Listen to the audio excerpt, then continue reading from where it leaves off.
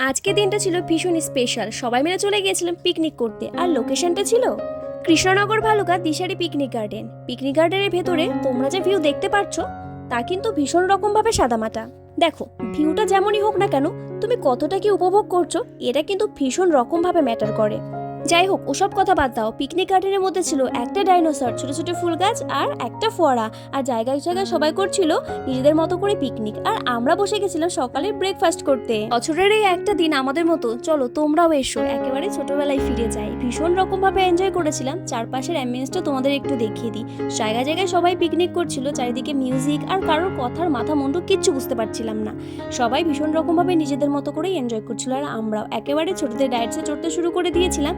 আর তারপরে ঠান্ডা ঠান্ডা ওয়েদারে চলে আসলো কফি, আর উফ, সেই মজা করে কফি খেলাম। তারপরে চলে এসেছিলাম খাবার খেতে। খাবার যেহেতু খেতে একটু সময় লেগে গেছিলো, অনেকটা বেলা হয়ে গেছিলো, খাবার দাবার খেয়ে এবার হচ্ছে বাড়ি ফিরে আসার পাল্লা। তো চলো সবাই মিলে এখন বাড়ি ফিরে চলে এসেছিলাম। তখন কটা বাজে? ওই 5টা এরকম বাজে। তো চলো, টাটা, বাই বাই।